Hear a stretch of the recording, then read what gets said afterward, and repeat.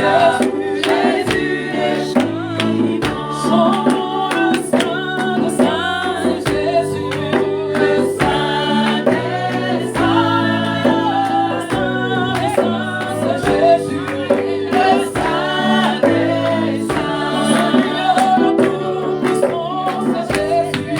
le Tout-puissant.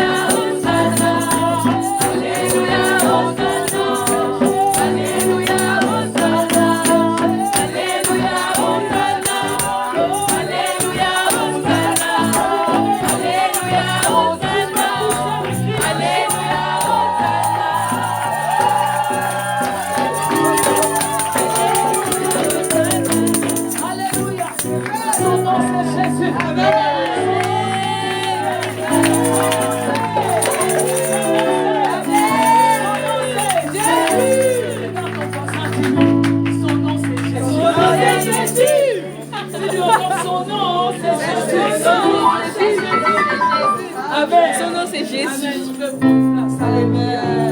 Il est digne de gloire, notre Seigneur. On dit-le encore. Si tu n'as pas encore Jésus, tu rates. Vraiment. Dis-lui. Si tu n'as pas encore Jésus, tu rates. Il faut le goûter un peu. Alléluia. En fait, lui, quand tu goûtes un tout petit peu là, après t'es cuit. Tu ne peux pas lâcher. Tu ne peux pas abandonner. Si tu abandonnes, c'est que tu n'as pas bien mangé. C'est ce que tu as goûté là, ce n'était pas Jésus. C'était autre chose. Mais je prie au nom du Seigneur que ce matin tu puisses goûter Jésus. Alléluia pour toi-même. Alléluia. Est-ce qu'on peut juste fermer les yeux? Je ne voudrais pas partir avec la tête de quelqu'un. On a juste les yeux fermés. Il y a quelqu'un ici, tu es venu dans cet endroit avec un cœur rempli de tristesse. Tu as beaucoup pleuré. Je ne sais pas si c'était cette nuit. Est-ce qu'on peut fermer les yeux, s'il vous plaît? Je ne sais pas. Tu es où? On a regardé. Donc il a vu. Je t'embrasse, chérie. Alléluia. Merci encore pour ta confiance aussi de me laisser venir bénir le peuple de Dieu. Tu es un mari formidable. Amen. Much love. Alléluia. Amen, amen. Qui était là hier? Qui était là hier? Je pense que nous avons été bénis. Amen. Que ce soit par la parole que le Seigneur a sortie de ma bouche, que ce soit par le pasteur Armel, que ce soit par l'apôtre Alain, je pense que nous avons tous été bénis. Alléluia. Amen. Donc nous sommes un peu dans la continuité, dans la conclusion. Ce n'est pas la fin, juste la conclusion pour cette saison. Parce que je pense que ce programme de la conférence Aruka va aller loin. Amen. Amen. Pour la restauration des familles. Amen. Alors, pour ceux qui étaient là, peut-être toi tu n'étais pas là, on va juste faire un petit rappel de ce que nous avons dit hier. On a parlé de l'unité familiale. Je ne veux pas revenir sur tout ce qui a été dit, mais c'est juste le thème que nous avons traité hier. Notre grand thème, c'est l'esprit d'unité. Nous sommes en train de parler de l'esprit d'unité dans nos familles, parce que nous voyons combien le diable attaque les familles. Nous avons vu comment est-ce que cela a pris, où ça a commencé. Tout a commencé dans le jardin d'Éden, et à partir du moment où l'homme et la femme que Dieu avait établis dans le jardin ont désobéi à la parole de Dieu, le chaos est entré. Cette division a pris place, et aujourd'hui, si nous subissons les conséquences, c'est tout simplement parce que la porte a été ouverte en ce moment-là, dans Genèse 3. Amen. Amen. Et ce matin, nous voulons continuer toujours dans cet esprit d'unité, puisque c'est notre thème, et on va toucher un tout petit peu à l'unité au sein de l'Église. Alléluia. Amen. Nous avons parlé de l'unité familiale, mais ce matin, je voudrais juste brosser un peu. Ce n'est pas vraiment le thème. Je bénis le Seigneur pour ton introduction, parce que ça va vraiment dans ce que le Seigneur a mis dans mon cœur pour ce matin. Ça a vraiment bien introduit. Le passage était vraiment parlant par rapport à ce que, Amen, Amen, par rapport à ce que le Seigneur veut dire à son Église ce matin. Amen, Amen. Donc l'unité dans l'Église. Juste un petit rappel par rapport à l'Église. Lorsque nous sommes en train de parler de l'Église, lorsque nous parlons de l'Église, nous sommes en train de parler tout simplement de ce peuple. Je vais juste aller un peu vite pour que nous puissions entrer dans notre sous-thème du jour. On parle de ceux qui se rassemblent dans la foi. Amen. Ici, je vais prendre dans cette direction-là, ceux qui ont la même foi. Je parle ici de l'Église en tant qu'une famille qui a la même foi. C'est-à-dire ceux qui croient en la même chose, qui vont dans la même direction. Et ici, il s'agit de Christ lui-même. Amen, amen. Si tu crois en Christ, si tu crois en Jésus, tu sais que ce matin, tu fais partie de son Église. Tu fais partie de son ecclésia. Pourquoi? Parce que tu crois en sa doctrine, tu crois en sa vision, tu crois en sa parole. Donc, tu es considéré comme celui qui fait partie de sa famille. Amen, amen. Mais ce matin, c'est pas vraiment je ne vais pas vraiment parler de l'unité dans l'Église, mais je vais parler de deux sortes d'unités. Il y a deux types d'unités.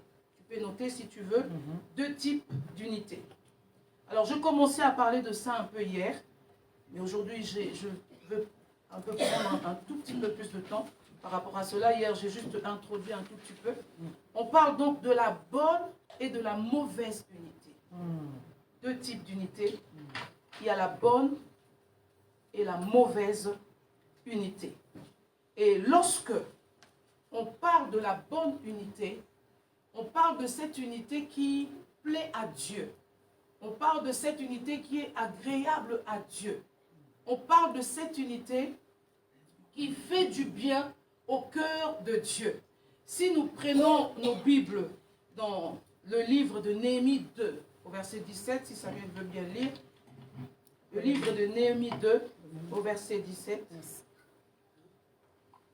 Alléluia.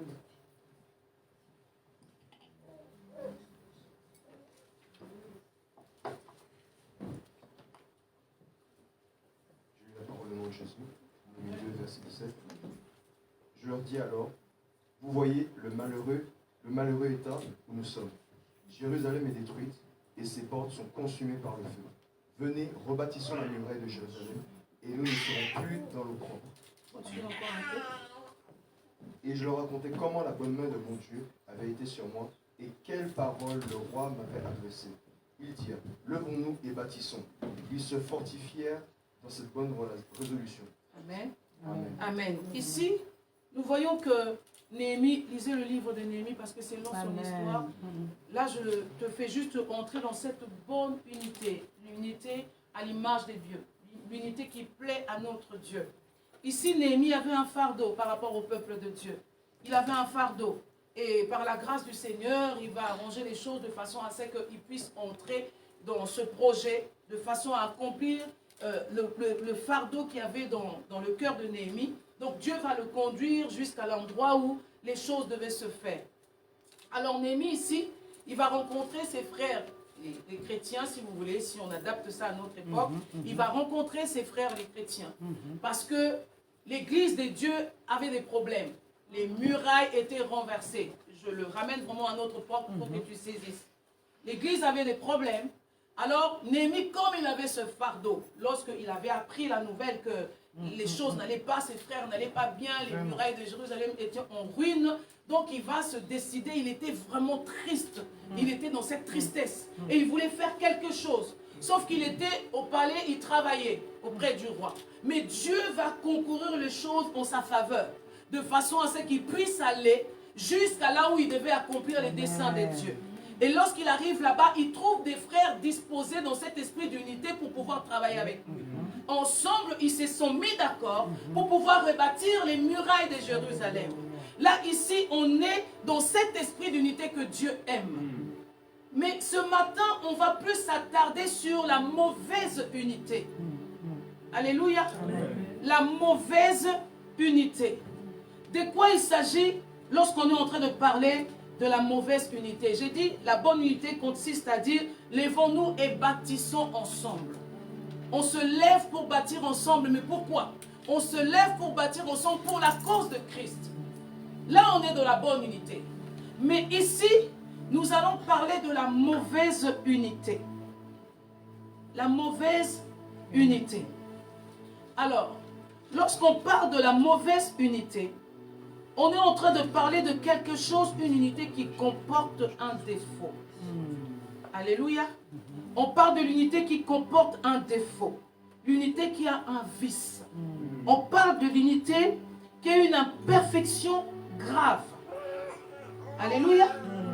Je redis, la mauvaise unité, c'est une unité qui comporte un défaut. Unité qui comporte un vice, une imperfection grave. La mauvaise unité est nuisible. C'est quelque chose qui nuit. C'est quelque chose qui cause du tort. La mauvaise unité, c'est agressif. C'est une unité qui cherche l'affrontement. La mauvaise unité, c'est la confrontation. Quelqu'un me saisit? Alléluia. C'est cette unité qui cherche la confrontation, voire même le conflit avec quelqu'un. Ici, nous sommes dans la mauvaise unité. Et cette mauvaise unité, Dieu n'aime pas ça. On va illustrer ça dans le livre de Genèse 11, à partir du verset 1er. Genèse 11, à partir du verset 1er. Nous parlons de la mauvaise unité. Notre thème de cette conférence est l'esprit d'unité. pour que nous puissions manifester l'unité selon Dieu, il faut que nous puissions éradiquer les autres unités qui ne sont pas bonnes. Amen. Et ce sont ces types d'unités qui sont en train de détruire nos familles. Ce sont ces mauvaises unités qui sont en train de détruire nos églises. Et Dieu veut que la restauration revienne. Et pour que ça revienne, il faut d'abord qu'on renverse les autels, des choses qui ne vont pas. Alléluia. Amen. Nous sommes dans Genèse 11 à partir du verset 1er. Genèse 11, à partir du verset 1er, je lis le nom de Jésus. Et toute la terre avait une seule langue et les mêmes mots. Comme ils étaient partis de l'Orient, ils trouvèrent une plaine au pied de Chinéa et ils y habitèrent. Ils se dirent l'un à l'autre, allons, faisons des pierres, faisons des briques et cuisons-les au feu. Et les briques leur servit de pierre et le bitume leur servit de ciment. Il dit encore, allons et bâtissons-nous une ville et une tour dont le sommet touche au ciel et faisons-nous un nom afin que nous ne soyons pas dispersés à la surface de la terre. L'Éternel descendit pour voir la ville et la tour que bâtissaient les fils des hommes. Et l'Éternel dit, voici, ils forment un seul peuple et ont tous une même langue. Et c'est là ce qu'ils ont entrepris. Maintenant, rien ne les empêcherait de faire tout ce qu'ils auraient projeté. Allons, descendons, et là, confondons leur langage, afin qu'ils n'entendent plus la langue des uns des autres. Amen. Amen. Alors là, nous sommes dans cette histoire de la tour de Babel, que nous connaissons très bien certainement les uns les autres. Peut-être quelqu'un ici ne connaît pas. Mais comme nous venons de voir dès le départ de cette histoire, au premier verset, la Bible nous dit toute la terre avait une seule langue et les mêmes mots. Ici, on est dans la pensée de Dieu. Dieu avait fait les choses de façon unie. Le peuple, la terre, avait une seule langue. Le peuple avait les mêmes mots. C'est-à-dire que lorsqu'ils se parlaient, ils se comprenaient. Alléluia. Tout allait bien. Il n'y avait pas de soucis, il n'y avait pas de problème, comme dans le jardin d'Éden. Mais voilà que une mouche les pique. Ils sont là dans la pensée divine, dans quelque chose qui est bien, tout le monde se comprend. Ça ne leur va pas. Eux, ils décident de prendre leur indépendance. Ils décident de prendre leur indépendance et de mettre de côté la pensée divine pour créer quelque chose qu'ils n'avaient pas besoin. Alléluia. Et donc là, à partir de ce moment, la Bible dit, ils se dirent l'un à l'autre, allons, faisons des briques et cuisons-le au feu. Et la brique leur servit de pierre et le bitume leur servit de ciment. Ils dirent encore, voyez, ils ont commencé leur bêtise et ils continuent dans la bêtise. Ils dirent encore, allons, bâtissons-nous une ville et une tour dont le sommet touche au ciel. Quelle ambition! Alléluia! Quelle ambition! Alors que Dieu avait déjà fait les choses qui étaient bonnes pour l'homme. La Bible dit dans Ecclésiaste 7 au verset 29, Dieu a fait les hommes droits, mais ils ont cherché beaucoup de détours. Alléluia! Dieu a fait les hommes droits, mais ils ont cherché beaucoup de détours. C'est-à-dire, ils ont fait le choix de s'éloigner du chemin le plus direct. Jésus est le chemin, la vérité, la vie. C'est un chemin direct. Si nous voulons atteindre l'éternité, on passe par Jésus, il va nous conduire jusqu'à notre éternité. Le chemin est là, la vérité est là, la vie est là. Mais l'homme cherche à contourner tout ça. L'homme veut faire des détours. Il se complique la vie lui-même. On ne sait pas pourquoi. Alléluia. Et donc, eux, ils se décident de bâtir. Premièrement, premier point, ici, ils ont décidé de contrer le plan de Dieu. Ils ont décidé de contrer les plans de Dieu. On parle de la mauvaise unité. En faisant cette tour de Babel, ils ont décidé de contrer le plan de Dieu. Ils sont en train de dire ici, ce que Dieu a fait, ce n'est pas bon.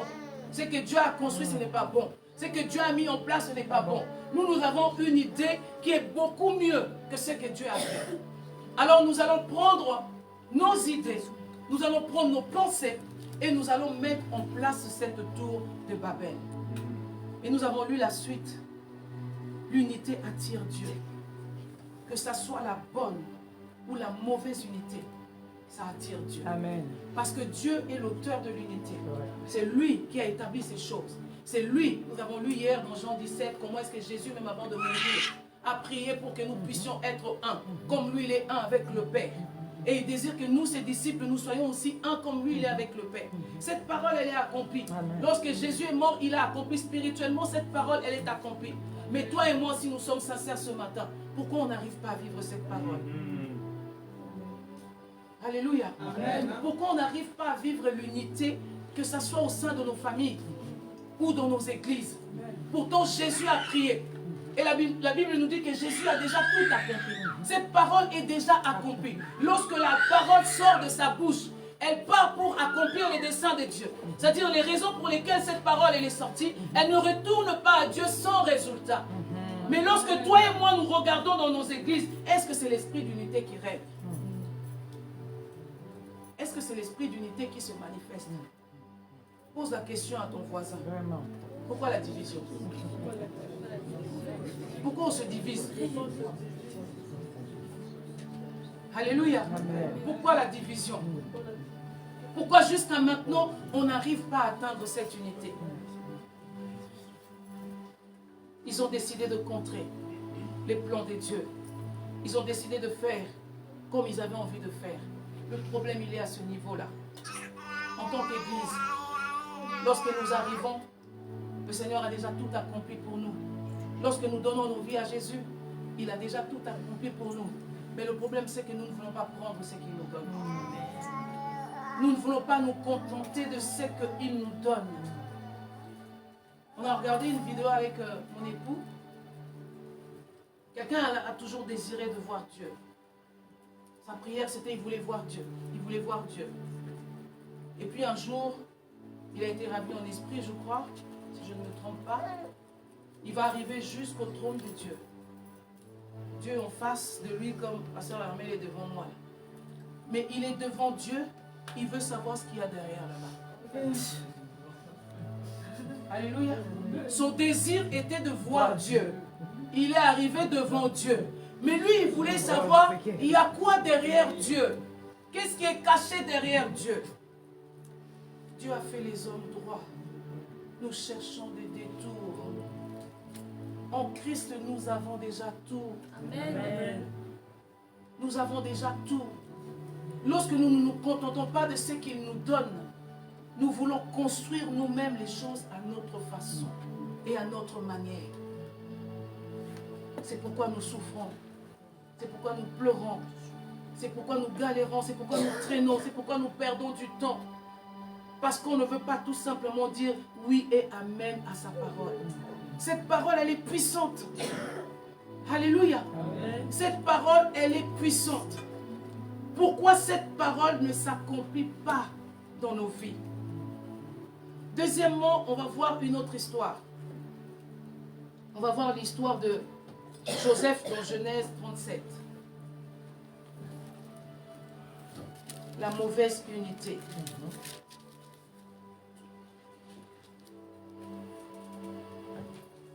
Premièrement, ils se sont unis pour pouvoir contrer les plans de Dieu. Mais dans cette histoire que nous allons lire, Genèse 37, c'est un peu long, mais c'est important que tu comprennes le contexte.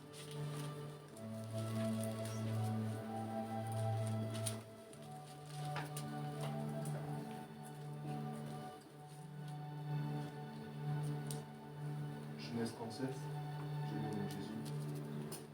Jacob demeura dans le pays de Canaan, où avait séjourné son père. Voici la postérité de Jacob.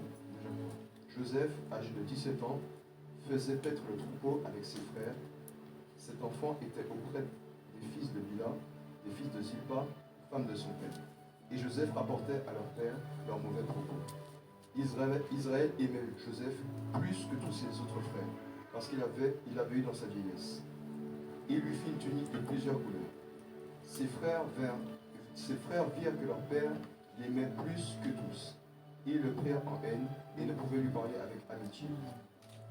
Joseph eut un songe, et il le raconta à ses frères qui le haïrent encore davantage. Il leur dit, écoutez donc ce songe que j'ai eu. Nous étions alliés de gerbes au milieu des champs, et voici ma gerbe se leva et se tint debout, et vos gerbes l'entourèrent et se prosternèrent devant elle. Ses frères lui dirent, est-ce que tu régneras sur nous? Est-ce que tu nous gouverneras? Et ils le haïrent encore davantage à cause de ses songes et à cause de ses paroles. Et il eut encore un autre songe, et il le raconta à ses frères. Il dit, j'ai eu encore un songe, et voici le soleil, la lune et les 11 étoiles se prosternaient devant moi. Et il le raconta à son père et à ses frères. Son père le réprimanda et lui dit, que signifie ce songe que tu as eu? Faut-il que nous venions, moi, ta mère et tes frères, nous prosterner à terre devant toi? Et ses frères eurent de l'envie contre lui, mais son père garda le souvenir de ces choses. Les frères de Joseph étant allés à Sichem pour faire paître le troupeau de leur père, Israël dit à Joseph, tes frères ne font-ils pas paître le troupeau à Sichem? Viens, je veux t'envoyer vers eux. Et il répondit, me voici. Israël lui dit, va, je te prie, et vois si tes frères sont en bonne santé, et si le troupeau est en bon état, et tu m'en rapporteras des nouvelles. Et il l'envoya ainsi dans la vallée d'Hébron, et Joseph alla à Sichem. Un homme le rencontra, comme il errait dans le champ, il questionna en disant, que cherches-tu? Joseph répondit, je cherche mes frères. Dis-moi, je te prie, où ils font paître leur troupeau. Et l'homme dit, ils sont partis d'ici, car je les ai entendus dire, allons à Dothan. Joseph alla auprès de ses frères et les trouva à Dothan. Ils le virent de loin, et avant qu'il fût près d'eux, ils complotèrent de le faire mourir. Et ils se dirent l'un à l'autre, voici le faiseur de songes qui arrive. Venez maintenant, tuons-le, jetons-le dans une citerne, nous dirons qu'une bête féroce l'a dévoré, et nous verrons ce que deviendront ses songes. Ruben entendit cela, et il le délivra de leurs mains. Il dit, ne lui ôtez pas la vie. Ruben leur dit, ne répandez point de sang, jetez-le dans cette citerne qui est au désert, et ne mettez pas la main sur lui. Il avait le dessein de le délivrer de leurs mains pour le faire retourner vers son père. Lorsque Joseph fut arrivé auprès de ses frères, il le dépouilla de sa tunique et de la tunique de plusieurs couleurs qu'il avait sur lui. Ils le prirent et le jetèrent dans la citerne. Cette citerne était vide et il n'y avait point d'eau. Ils s'assirent ensuite pour manger. Ayant levé les yeux, ils virent une caravane d'Ismaélites venant de Galaad. Les chameaux étaient chargés d'aromates, de baume et de myrrhe qu'ils transportaient en Égypte. Alors Judas dit à ses frères, que gagnerons-nous à tuer notre frère et à cacher son sang? Venez, vendons-le aux Ismaélites et ne mettons pas la main sur lui, car il est notre frère, notre chair. Et ses frères l'écoutèrent. Au passage des marchands madianites, ils tirèrent et firent remonter Joseph hors de la citerne. Ils le vendirent pour 20 cycles d'argent aux Ismaélites qui l'emmenèrent en Égypte. Ruben revint à la citerne et voici, Joseph n'était plus dans la citerne. Il déchira ses vêtements. Il retourna vers ses frères et dit, l'enfant n'y est plus. Et moi, où irai-je? Ils prirent la tunique de Joseph et ayant tué un bouc, ils plongèrent la tunique dans le sang. Ils envoyèrent à leur père la tunique de plusieurs couleurs en lui faisant dire, voici ce que nous avons trouvé. Reconnais si c'est la tunique de ton fils ou non. Jacob l'a reconnu et dit, c'est la tunique de mon fils. Une bête féroce l'a dévoré. Joseph a été mis en pièces. Il déchira ses vêtements, il mit un sac sur ses reins et il porta longtemps le deuil de son fils. Amen. Amen. Amen. Amen. Dis à ton voisin la mauvaise unité. La mauvaise unité. Ah, nous venons de lire cette histoire. On est dans une famille ici. C'est une histoire de famille. C'est les enfants d'un même père. C'est vrai, il y a plusieurs mamans, mais c'est les enfants d'un même père. Et celui qui est mis en avant dans cette histoire, c'est Joseph, l'enfant de la promesse. Joseph est juste en train de faire des songes. Dis encore à ton voisin, la grâce attire les problèmes. La grâce attire les problèmes. Dis-lui, la grâce attire les problèmes. La grâce attire les problèmes. Joseph, ce jeune homme de 17 ans, est-ce qu'on commande les songes? Vraiment.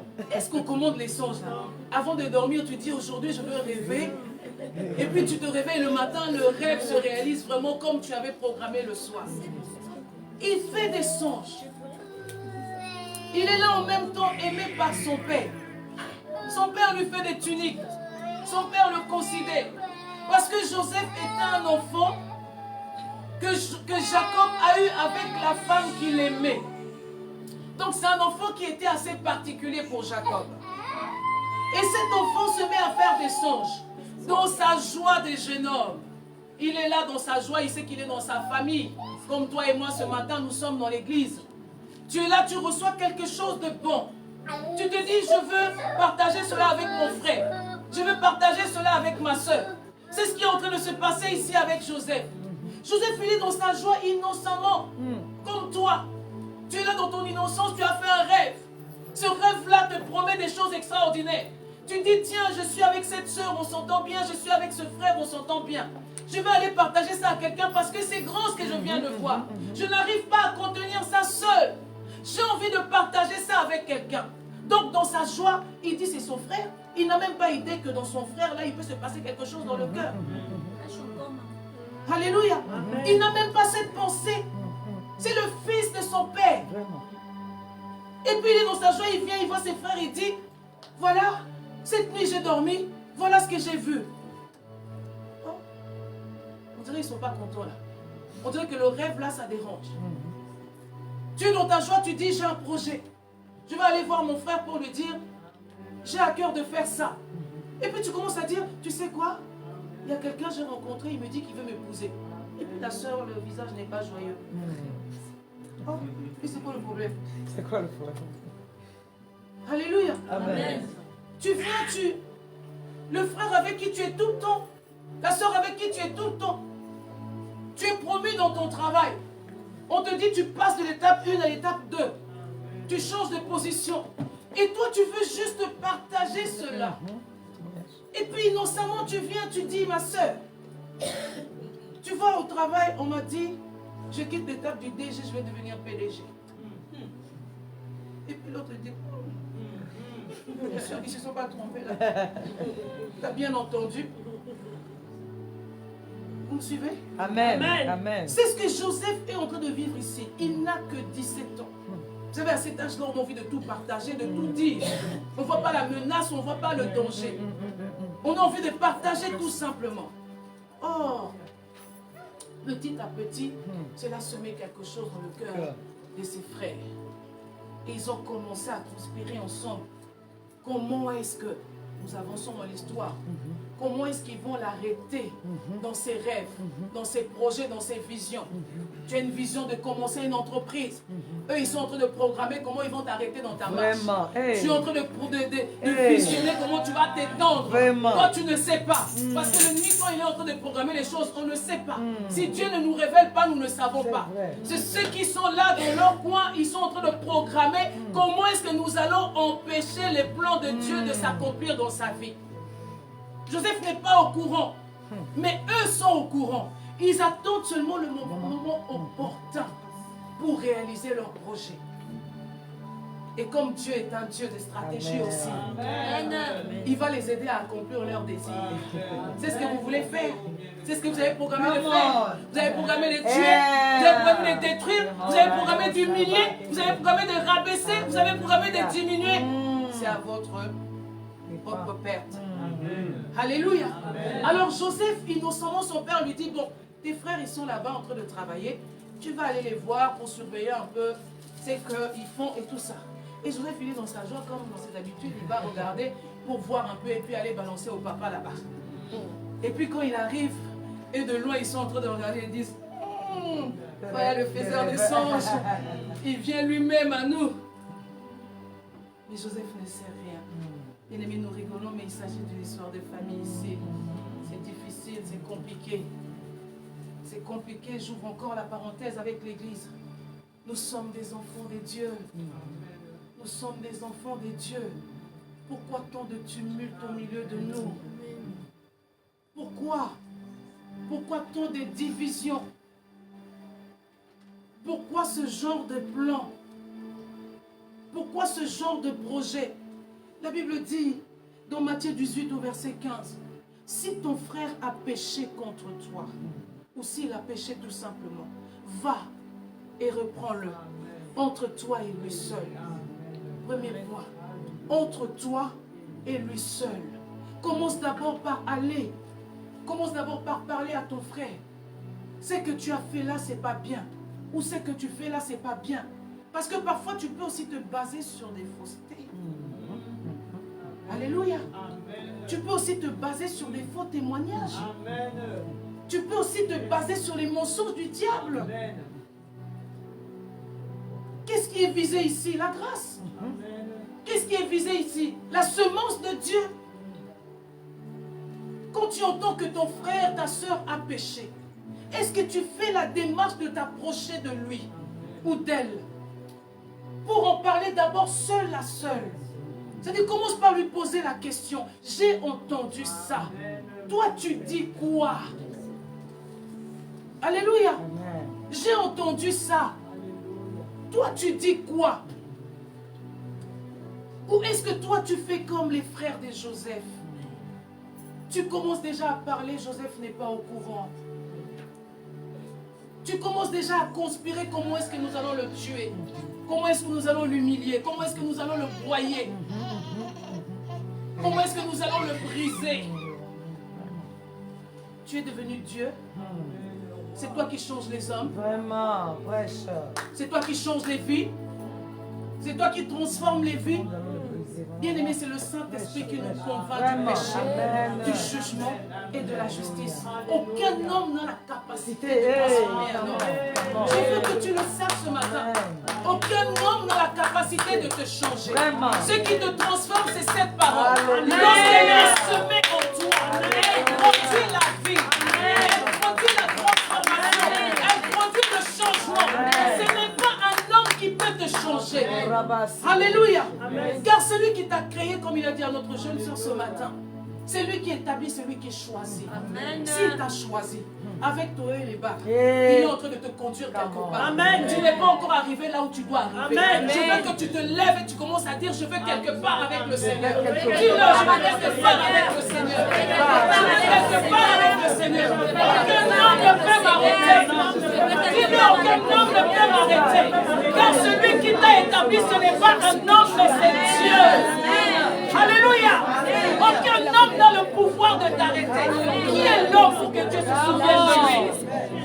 Alléluia. Aucun homme ne peut t'arrêter. Quels que soient tes manquements, quelles que soient tes faiblesses. Des fois même tu découvres toi-même tes faiblesses, tu n'es pas au courant. Mais les autres sont au courant mieux que toi. Alléluia. Tu ne sais même pas que tu es comme ça. Mais les hommes ont jugé que tu étais comme ça. Alléluia. On parle de la mauvaise unité. Tu peux prendre place. Ils ont conspiré de tuer leur frère au nom de l'unité. Mais quel genre d'unité ici? L'homme peut être méchant comme ça. Oh, c'est dangereux. Ça fait peur. C'est-à-dire tu es avec des gens, vous êtes assis, vous mangez ensemble, ils sont en train de te tuer. En face comme ça. Et tu dis, ça va ta vie? Ça va bien? Ça va l'œuvre? Oui. L'église va bien? Ta famille, ça va? Ton mari, ça va? Il est en train de te... Chrétien. Changeons, hein? Changeons. Nous voulons l'unité, soyons vrais. Il faut nous affronter les uns les autres. Si tu entends quelque chose, va voir ton frère. Moi, je te dis ce matin, aie le courage d'aller le voir et d'aller lui parler. Parce que je préfère être en face de quelqu'un qui me dit les choses en face, dans le secret, que d'être en face de quelqu'un qui te parle. C'est dangereux. La Bible dit les hypocrites dehors. Les hypocrites dehors. Amen. Alléluia. Il dit si ton frère pêche contre toi, d'abord prends-le, toi seul, entre vous deux. Mais pourquoi tu as peur de prendre ton frère? Toi tu as entendu, on est venu te dire. Les gens parlent, hein? Les gens parlent. Le téléphone sonne, tu ne sais pas. Tu ne sais pas le pasteur Amel qui l'a fait. Tu sais pas le pasteur Amel qui l'a fait. Toi tu n'as même pas vérifié, tu dis Elle est comme ça, hein. Donc elle est comme ça. Donc elle est comme ça. Et puis toi-même tu prends ça, tu manges ça comme si c'était de... Garba. Tu même mieux que moi. Tu manges ça là comme si tu étais au McDo tranquille. Et puis toi-même tu as fini là, tu prends le téléphone. Tu n'as pas entendu. C'est chaud là-bas. Tu es en train de détruire la réputation de ta soeur, de ton frère. Mais celui qui n'est pas au courant, c'est ton frère. Celui qui n'est pas au courant, c'est ta soeur. Mais vous tous, vous êtes déjà au courant. Toute l'église est déjà au courant. Sauf la personne concernée. On parle de Joseph ici. Changeons. Amen. Changeons. Amen. Il continue ce verset, il dit, s'il ne t'écoute pas, excusez-moi, s'il ne t'écoute pas, qu'est-ce qui se passe? Il dit, là maintenant, va prendre une autre personne. Parce que c'est toujours l'esprit d'unité ici. Hein. Dieu ne veut pas la division. Ce n'est pas parce que son fils ou sa fille a péché que Dieu veut s'en débarrasser. Notre Dieu, ça c'est les hommes qui se débarrassent de toi. Fais seulement une erreur là, même si tu peux là. Commets seulement une bêtise, tu sauras comment le faire à l'intérieur. Il dit, prends-le avec une autre personne. Va lui parler avec cette personne. Et essaye de voir ce que ça peut donner. Ça c'est la démarche biblique. Je veux que tu pratiques la parole de Dieu. Que tu fonctionnes comme Dieu veut. Si tu veux que nous puissions marcher dans l'esprit d'unité. Sinon, c'est l'unité falsifiée. La fausse unité. La mauvaise unité. Et ça règne dans nos églises. Alléluia. Ça règne dans nos églises. Je dis encore, vous êtes assis, lève-toi seulement, déplace-toi. Dès que tu te déplaces, les deux qui sont restés là, ils sont en train de parler de toi. Et lorsque tu reviens là, oh mon frère. Non, c'est parce que le Seigneur a fait. Amen. Il faut que cet esprit d'unité soit réellement notre partage. Amen. Arrêtons de laisser le diable régner, dominer, diriger. Non, c'est nous qui avons reçu la domination. Amen. Alléluia. Amen. Et s'il n'écoute pas, à ce moment-là, tu le conduis vers les serviteurs de Dieu. Eux, ils vont discuter avec. Mais avant d'arriver à là, vous voyez qu'il y a d'abord une procédure de départ. Il dit d'abord, toi, tu commences d'abord. Toi, tu commences. Tu commences d'abord. Parce que par toi, tu as l'autorité et la puissance de regagner ton frère et ta soeur. Alléluia. Dieu t'a donné ce pouvoir-là. Tu commences d'abord. S'il n'écoute pas, tu prends une deuxième, une troisième personne. Et ensuite, si ça ne marche toujours pas, c'est alors que tu ramènes devant les serviteurs de Dieu. Si eux, ils parlent, ça ne marche pas, la procédure, elle est compliquée. À ce moment-là, on ramène la personne devant ici, devant l'église. Pour que, oui, on l'expose, c'est exactement ça. Pour que cette personne puisse s'exprimer. Maintenant, devant l'église, tu acceptes d'arrêter ce que tu fais ou non? Si la personne n'écoute pas, là, on peut mettre cette personne à la porte. Mais pour arriver jusqu'à là, il y a une procédure. Parce qu'en vérité, Dieu ne veut pas que nous puissions livrer quelqu'un à Satan. Parce que Satan est méchant. Satan est mauvais. Satan n'aime personne. On ne peut pas livrer quelqu'un à Satan. C'est le livrer à l'enfer. Vous voyez? Donc Dieu, ce qu'il veut, c'est que nous puissions, que cette personne parvienne à la connaissance de la vérité et que cette personne soit sauvée. Les frères de Joseph, la mauvaise unité là, et ils ont carrément décidé de s'unir pour tuer. Un meurtre. Un meurtre. Et vous savez, aujourd'hui, on tue de plusieurs façons. On tue de plusieurs façons. Il n'y a pas besoin de prendre un couteau pour tuer quelqu'un. Par la parole, nous tuons les gens. On blesse les gens. On détruit les gens. On tue de plusieurs façons. Les calomnies tuent. Les inimitiés tuent. Les querelles, les sectes, les divisions, les séparations, toutes ces choses. Ça tue. Mais ici, il voulait vraiment le tuer physiquement. Et malheureusement, nous entendons ça dans nos églises. Nous entendons ces choses.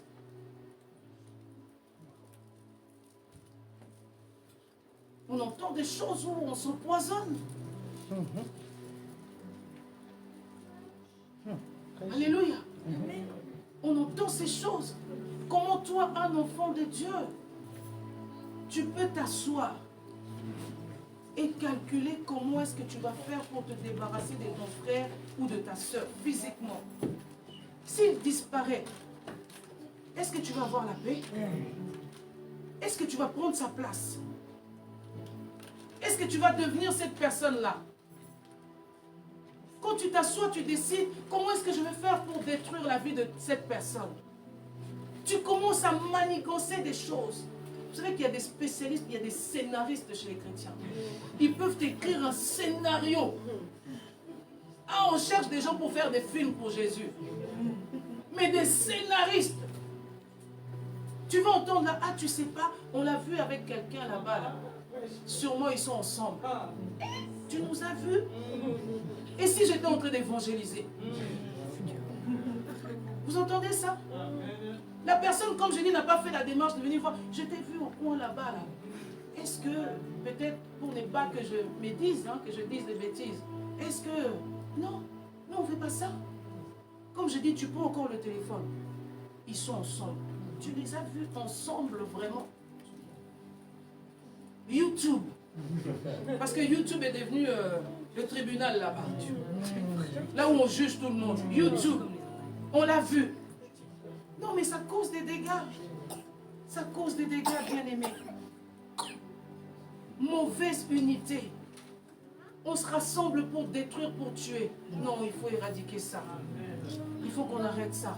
Nous venons ici pour croître avec le Seigneur. Amen. Nous voulons devenir en la même image que lui. Amen. De gloire en gloire, de victoire en victoire, de progrès en progrès. Nous voulons que le changement soit réel en nous. Parce que le monde soupire après les fils de Dieu. Les âmes sont en train de mourir et pendant ce temps, nous, on est en train de s'entretuer entre nous. Alléluia. Amen. Mais Dieu, dans son amour, il ne permet pas que la mort entre dans la vie de Joseph. Mais malgré ça, ils vont le vendre quand même. Joseph va se retrouver comme esclave en Égypte. Mais une fois de plus, la main de Dieu, la personne là que tu es en train de combattre aujourd'hui, demain, c'est cette même personne-là qui va être une source de bénédiction pour toi. Si cette parole est pour toi, dis Amen. Amen. Amen. On ne minimise personne. Tu ne sais pas ce que demain nous réserve. Alléluia. C'est pourquoi Jésus dit recherchez la paix avec tous. Soyons seulement en paix. En paix. Vous voyez, Abraham a compris ça. Malgré qu'ils ont été séparés, il était en paix avec son neveu. Parce qu'on ne sait pas demain l'autre qu'est-ce qu'il allait devenir. Vous voyez, il était seulement en paix avec l'autre. Je ne suis pas ton ennemi, je ne suis pas en guerre avec toi. Nous ne sommes pas divisés, on peut juste se séparer. La séparation, ce n'est pas la division. Parce qu'il arrive à un moment donné, les enfants grandissent. On se sépare avec nos enfants. Ils décident de se marier et de fonder leur propre famille. Est-ce la division? Non. C'est tout simplement le temps de la séparation est arrivé. Alors pourquoi pas dans l'église? Lorsque quelqu'un commence à manifester des grâces de dons, il commence à étouffer là où il est. Il faut les laisser partir. Alléluia. Amen. Le plus important est que les âmes soient sauvées. Alléluia. Amen. Tout ce que nous voulons, c'est que les âmes soient sauvées. Amen. Joyce Meyer dit, on peut même lui acheter une batterie. Tu lui offres la batterie. S'il a fait le piano, tu prends le piano. Tu vas lui donner. Quand il va dire, ah, moi je sens que je dois rentrer dans mon ministère. Gloire à Dieu. De quoi as-tu besoin? On peut être une source de bénédiction pour toi. Au lieu qu'on se divise et qu'on donne la gloire à Satan. Alléluia. Amen. Alléluia. Amen. Si l'autre est en train de le faire mal, Dieu va s'en occuper. Celui qui vient avec l'esprit de division ne finit pas bien. Parce que la tour de Babel, vous avez vu, non? Quand Dieu descend, pourtant ils étaient unis. Mais quand Dieu est descendu là, c'était pour tout détruire, tout renverser. La mauvaise unité n'apporte rien de bon. Même si ça attire la présence de Dieu, mais la présence de Dieu vient pour pouvoir saccager et détruire tout ça. Amen. Donc si quelqu'un est grand, il a envie de partir, on veut juste une séparation, on ne veut pas de division. Ne crée pas de problèmes, ne commence pas à inventer des choses qui n'existent pas. Ne commence pas à dire des choses, Ce n'est pas ça le plus important. Le plus important, c'est que chacun soit dans sa moisson. Amen. Chacun de nous est dans un couloir. Amen. Je ne suis pas sur ton couloir, ne sois pas sur le mien. Laisse-moi marcher sur mon couloir, avec mes erreurs, avec mes faiblesses. Mon Dieu qui m'a appelé en train de me conduire quelque part. Qui pouvait miser sur Jacob. Alléluia. Amen. Qui pouvait miser sur ce pécheur. Alors on dit, c'était des hommes sans instruction. Mais Jésus a regardé et il a dit, Jacob, c'est toi, pardon. Matthieu, comment il s'appelait avant Simon. Il dit Simon, toi, c'est toi. Suis-moi. Je ferai de toi pécheur d'hommes. Alléluia. Alléluia. Amen. C'est Dieu qui fait. Amen. C'est Dieu qui fait. Si tu es ici-bas sur la terre, tu as ta place. Je t'emmène dans cet esprit d'unité pour que tu ne te prennes pas la tête avec ce qui est à côté de toi. Marche seulement dans la pensée où nous sommes un corps. Et ce corps-là a plusieurs membres. Et toi, tu es un membre qui fait partie du corps. Donc, tu as ta place et tu as ton rôle à jouer. Personne ne peut jouer ton rôle à ta place. On ne peut pas te remplacer. Si tu n'es pas là, il y a un vide. On ne peut pas dire on prend un autre toi, mais non. On prendra quelqu'un d'autre, mais ça ne sera pas toi. Amen. Parce que toi, tu es unique à ton genre. Il n'y a pas deux comme toi. Dis-le, je suis unique. Je suis unique. Il n'y a pas deux comme moi. Il n'y a pas deux comme moi. Non, il n'y a pas. Il n'y a pas. Ton ADN là, c'est à toi. Donc si tu es encore ici-bas sur la terre, tu as ta place à prendre. Tu as des choses à faire pour ton Dieu. Et dis encore, personne ne t'empêchera de servir Dieu. Parce que tu n'es pas en train d'occuper la place de quelqu'un. Tu occupes la place que Dieu t'a donnée. Le jour où Dieu n'a plus besoin de toi, à cet endroit-là, lui seul, il sait comment il fait. Mais tant que tu es encore là, tu as des choses à faire avec ton Dieu. Ils ont cru qu'en vendant Joseph, ils allaient arrêter le plan de Dieu. Ils se sont trompés. Ils n'ont fait que l'aider à se déployer et à s'étendre. Et ce qui est merveilleux dans cette histoire, vous allez juste dans Genèse 45, tout ça, vous allez vous rendre compte que, en fait, Dieu l'avait emmené là-bas pour leur bien. C'était pour leur bien. Le plan de Dieu. Oui, c'était pour leur bien. Parce qu'eux ne savaient pas qu'à un moment donné, ils allaient passer par le temps de la famine. Ça, ils n'avaient pas ça dans leur calcul. Oui. Lorsqu'on part dans cet esprit de division, moi-même, je peux y arriver, je vais y arriver. Vous savez, des fois, quand les enfants, ils sont un peu... 18 ans, moi, je pars, je vais commencer ma vie. Vas-y. On est passé déjà par là. Nous, on veut juste te faire gagner du temps. Mais comme toi, tu crois que tu es plus intelligent que nous, vas-y. Vis ta vie. Tu comprendras c'est quoi la vie.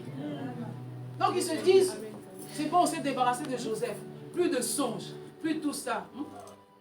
Vous ne faites qu'accomplir ces songes. C'est l'accomplissement des songes. Vous l'avez aidé à entrer dans l'accomplissement de ces songes-là. Mais il ne savait pas qu'il y avait les temps de famine. Et que Joseph là-même va être une source de bénédiction. Tout ça pour te dire, marche dans l'unité. Marche dans l'unité. Tu vois celui qui est à côté de toi. Tu ne sais pas demain qui il sera. Il y a des surprises dans la vie. Hein. Tu ne sais pas qui sera demain. Dis à celui qui est à côté, tu ne sais pas qui est assis à côté de toi. Hein. Je ne sais pas. Hey, tu ne me vois pas comme ça. C'est lui qui m'a établi sur terre un plan merveilleux pour moi. Hey, il a dit dans Jérémie 29, 11. Il a pour moi des projets de paix et non de malheur. Parce qu'il a prévu pour moi un avenir et de l'espérance. Donc tant qu'il y a la vie là, calme-toi. Alléluia. Parce que tu ne sais pas ce que je veux être demain. Amen. C'est pour que tu apprennes de maintenant à cultiver l'esprit d'unité. Amen. Que tu ne sois pas dans les mauvaises unités. Lorsque tu vois, tu es dans l'église ou tu es dans la famille, ces genres de choses se font avec les frères, comme les frères de Joseph. Ne sois pas dans ces choses-là. Ne fais pas partie de ceux-là qui vont s'asseoir et ils vont dire comment est-ce que nous allons faire pour le détruire. Comment est-ce que nous allons faire pour la détruire. Comment est-ce que nous allons le corriger? Comment est-ce que nous allons l'humilier? Non, ne sois pas là. Sois plutôt de ceux-là qui vont dire, si tu as un problème avec ton frère, va le voir, va lui parler, va essayer de régler entre vous. Peut-être que par toi, ton frère, ta soeur peut être gagnée. Alléluia. Ne t'assois pas comme dans le psaume 1 nous dit. Il ne faut pas s'asseoir avec les moqueurs. Non, ne t'assois pas avec les pécheurs. Alléluia. Alléluia. Est-ce que tu peux lire ça? Le psaume 1.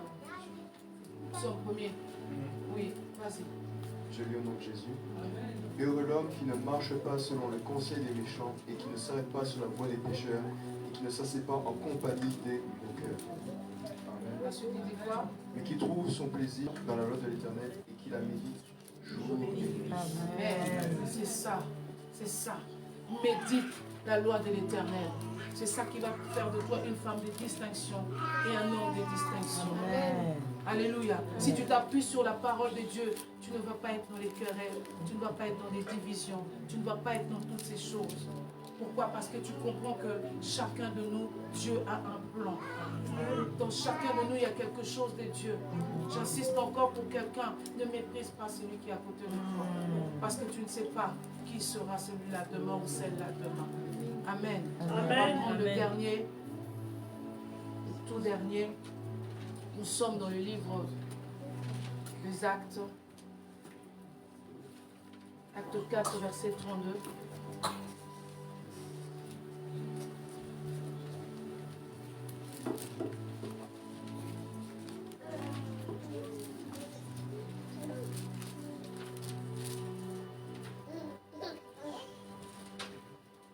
Acte 4, verset 32, je lis au nom de Jésus. La multitude de ceux qui avaient cru n'était qu'un cœur et qu'une âme. Non, pas celui-là. Pas celui-là. Car il y avait Bon, non, c'est bon.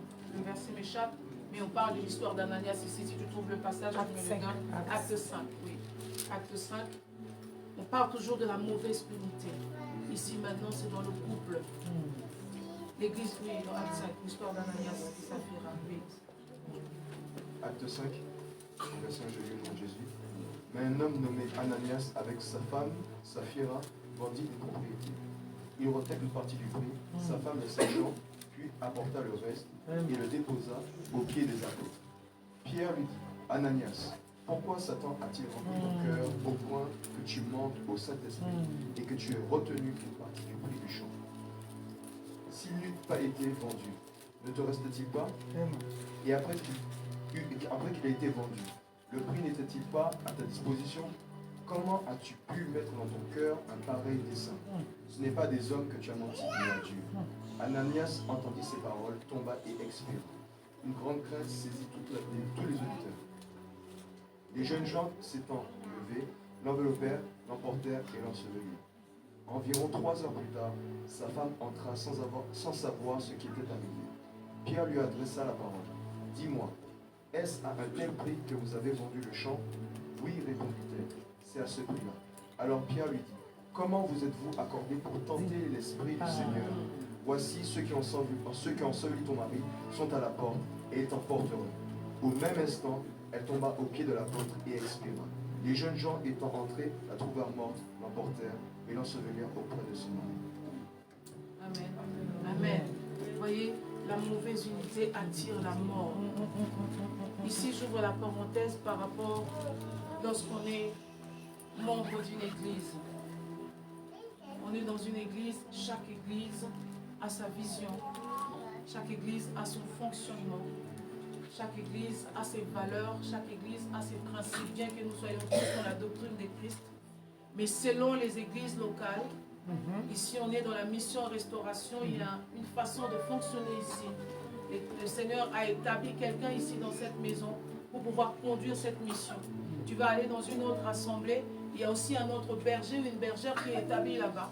Et Dieu lui a donné aussi une vision de la manière dont il doit conduire cette église. Et ici, c'est exactement la même chose. Les apôtres ont été appelés, Dieu leur a donné une vision. Et par rapport aux problèmes qu'ils rencontraient, pour permettre à ce qu'il y ait l'unité au milieu des chrétiens dans le passage qu'il avait lu avant, Acte 4, verset 32, ils étaient d'une même âme, même cœur, tout ça. C'était une stratégie qui a été mise en place pour leur permettre d'être un. Parce que lorsque l'église grandissait, il y a des personnes qui venaient qui étaient pauvres. Et donc ceux qui avaient, ils se sont mis d'accord. L'église s'est mise d'accord. Ce n'est pas qu'on a imposé à quelqu'un. C'était le règlement par rapport au fonctionnement de leur église. L'église primitive ici. Ils ont décidé, nous ne voulons pas qu'il y ait des mendiants au milieu de nous. Nous ne voulons pas qu'il y ait des pauvres au milieu de nous. Nous ne voulons pas qu'il y ait des personnes qui manquent au milieu de nous. Qu'est-ce qui se passe? Ils ont dit, ceux qui ont, lorsque quelqu'un manque, vient au milieu de nous, ensemble, vous allez vendre ce que vous avez et nous allons prendre, si c'est l'argent, si c'est les biens, On ramène ça devant les apôtres. Ça, c'était une règle établie pour tout le monde, sans exception. Et jusqu'à là, ça fonctionnait bien. Et vous voyez, comme je dis, le diable rôde cherchant qui dévorer. Il cherche parmi les chrétiens celui-là qui est un peu cupide, celui-là qui est un peu faible, celui-là comme Judas. Vous voyez, par où il peut passer comme il est passé dans le jardin avec Ève. Il cherche ici, et puis il trouve ce couple-là. Ils ont vendu. Ils ont dit, si tu n'arrives pas à donner 10 € quand tu as 100 € là, des offrandes, c'est pas quand tu auras 1000 que tu vas donner. Parce que ça commence dans les faibles commencements. On dit souvent, ah Seigneur, donne-moi plus pour que je donne. Si tu ne donnes pas quand tu as peu, tu ne donneras pas quand tu auras beaucoup. Alléluia. Amen. C'est dans le peu là qu'il faut que tu commences et que tu apprennes à donner à Dieu. Amen. Amen. Et donc maintenant, ils commencent à regarder, là maintenant c'est sûr, c'était beaucoup. Ils ont dit non, non, non. Là c'est trop, eux aussi ils abusent. Hein. Ce sont nos propriétés, ce sont nos biens. On vend, on ramène à l'église. L'église là-bas aussi, on demande trop l'argent. Hein. L'église, on demande trop des choses aux gens, on demande. Ils disent non. Donc nous aussi, on va changer de stratégie. On va conclure notre mauvaise unité. On va contrer la parole de Dieu, on va contrer les apôtres. On va contrer les règlements établis dans l'église. Qu'est-ce qu'on va faire? On va empêcher à ce que tout ce qui est à nous aille là-bas. Donc, messieurs et madame, ils ont fait leur calcul. Toi, tu vas aller en premier là, tu vois. Tu te rappelles de ce qu'on a dit là? Quand tu arrives là, répète un peu. Qu'est-ce qu'on a dit? Quand tu arrives là-bas, là, tu vas dire ça. Tu dis ça, tu dis ça. Il veut partir. Attends, chérie, qu'est-ce qu'on a dit? Qu'est-ce qu'on a dit? Répète un peu. Ok. Il arrive là-bas, tranquille devant les apôtres.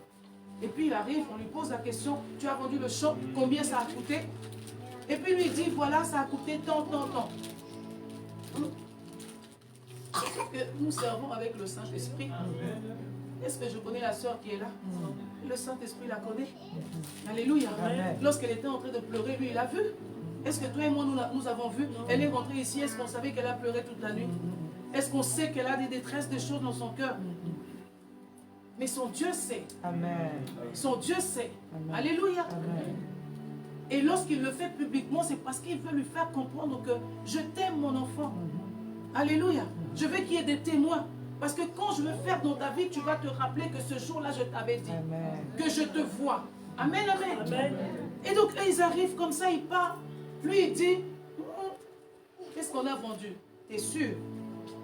Mais ce n'est pas à l'homme que tu es en train de mentir. C'est au Saint-Esprit. Alléluia. C'est au Saint-Esprit. La Bible dit, il va expier tout de suite là. La mort physique directe. Bien aimé, ce n'est pas parce que nous ne tombons pas comme eux, nous mourrons, que la mort n'entre pas. Alléluia. Faisons très attention à ça. On est dans un domaine spirituel. L'église, c'est un monde spirituel. Amen.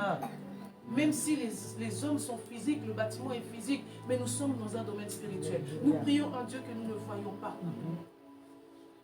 Mais on sait qu'il est là. Parce qu'on voit ses œuvres. Et lorsque nous sommes en train de calculer, de faire des mauvais plans là, tu penses vraiment qu'il ne voit pas? Il sait tout, il voit tout, il est partout. On dit même s'il fait noir là, lui comme il est la lumière, quand il vient, il voit tout. On ne peut pas se cacher devant lui. Donc quand il y a des règles qui sont établies, il vaut mieux seulement respecter. Parce que quand tu pars dans le secret, tu te dis Dieu ne te voit pas ou personne ne te voit, l'église ne te voit pas. Dieu te voit. Dieu te voit. Lorsqu'ils ont programmé les choses avec sa femme, les apôtres n'étaient pas là. Mais Dieu a vu. Et quelques minutes après, la femme vient aussi. Elle aussi, elle dit la même chose. Comme aussi, elle a bien répété. Quand elle arrive, elle dit, c'est ça. Vous n'avez pas entendu, mon mari ne vous a pas dit. On a vendu comme ça. Mais elle aussi, elle va tomber. Elle va mourir. Mauvaise unité. Je vais conclure en disant ceci. La mauvaise unité attire la mort. La mauvaise unité attire la mort. Nous ne voulons pas mourir. Pas encore. Nous n'avons pas encore fini ce que nous devons faire avec le Seigneur. Alors comme il parle toujours avant, ils nous ont envoyés ici pour nous dire à tous, parce que ça nous concerne tous, il est en train de nous dire de construire avec la bonne unité. Bannissons cette mauvaise unité. Parce que lorsqu'il y a la mauvaise unité, elle attire la mort au milieu de nous. C'est pourquoi les maladies ne disparaissent pas. Or, il nous a dit, Si nous prions pour les malades vont guérir. Il a donné plein de promesses. Nous ne vivons pas ces promesses parce que nous bâtissons sur de mauvaises unités. Dans le but de se détruire, dans le but de se diviser, de se faire du mal les uns les autres. Non, le Seigneur ne veut pas ça. Nous ne voulons pas que la mort soit au milieu de nous. C'est l'esprit de vie qui nous a donné. Amen. Et nous voulons produire la vie. Amen. La vie, la produit l'abondance. Il dit là où il y a la vie, il y a l'abondance. Et comme lui, il est la vie, il est l'esprit de vie, il a l'abondance pour nous. Alléluia. Amen. Nous allons nous lever, tu vas seulement commencer à dire, Seigneur, je refuse de pratiquer la mauvaise unité. Je ne veux pas. Et si tu étais là-dedans, oh bien-aimé, si tu veux t'agenouiller pour demander pardon à ton Seigneur, fais-le. Ne regarde pas celui qui est à gauche, celui qui est à droite. Commence à prier, commence à demander pardon au Seigneur. Parce que ça nous est arrivé à tous de pratiquer cette mauvaise unité. Non, ce n'est pas ce que Dieu veut pour nous. Ce n'est pas ce que Dieu veut pour nous. Dieu veut que nous puissions pratiquer la bonne unité. Demandons-lui pardon.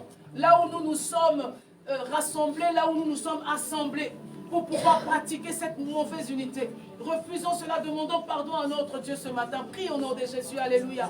Oh oui, Seigneur des gloires. Oh Seigneur, merci Seigneur des gloires de nous recadrer ce matin. Merci Seigneur des gloires de nous recadrer ce matin. Seigneur, nous te demandons pardon.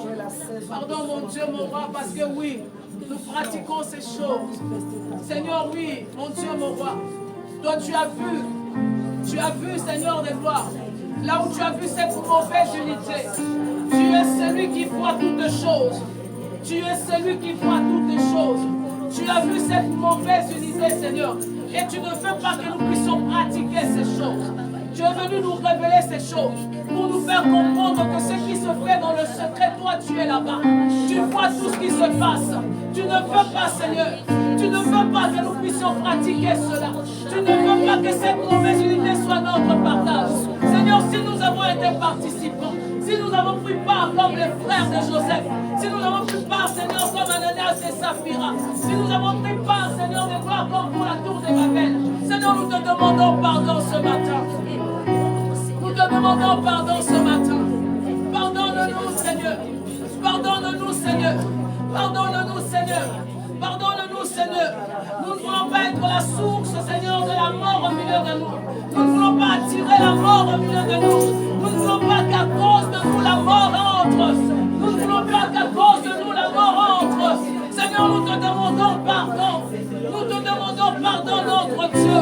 Là où, Seigneur, de gloire, nous avons projeté de faire le mal. Là où nous avons projeté, Seigneur, de gloire, de faire le mal. Seigneur, pardonne-nous. Ce n'est pas ce que tu veux pour nous. Ce n'est pas ça l'esprit d'unité, Seigneur, de gloire. Non, tu ne veux pas cette mauvaise unité. Tu ne veux pas cette mauvaise unité. Oh, Seigneur, pardonne-nous ce matin. Pardonne-nous, notre Dieu. Oh Seigneur, je reconnais que tu vois toutes choses. Je reconnais que tu sais toutes choses. Je reconnais que rien ne reste secret devant toi. Rien ne reste caché devant toi. Tu vois toutes choses.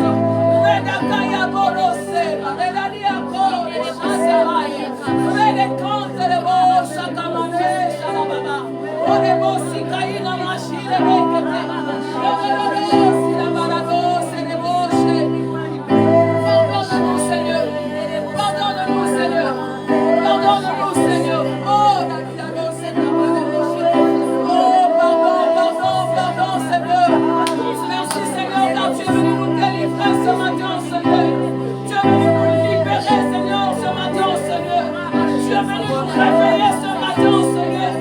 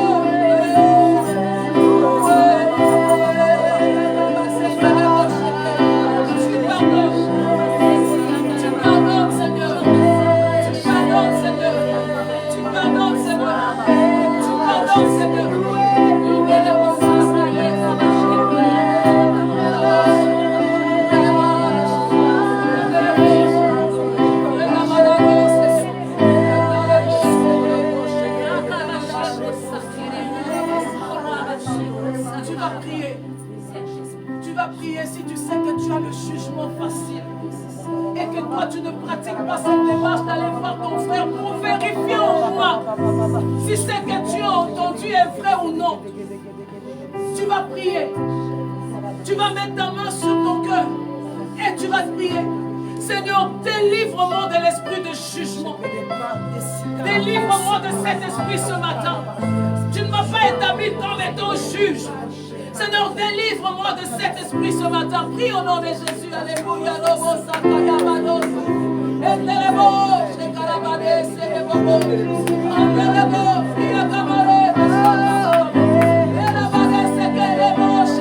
Oui, le jugement est trop facile. Le jugement est trop facile. Nous jugeons trop rapidement. Nous jugeons trop rapidement. Et que par la volonté de la vie, c'est les mots.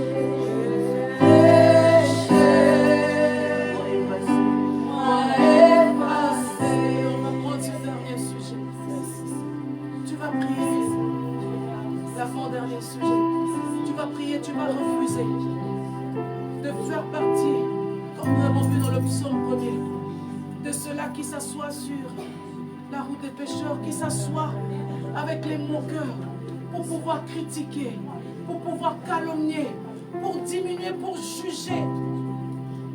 Tu vas prier, tu refuses ça. Il est question de renoncer à ce chose ce matin. Renonce, refuse ça, ce n'est pas ton identité.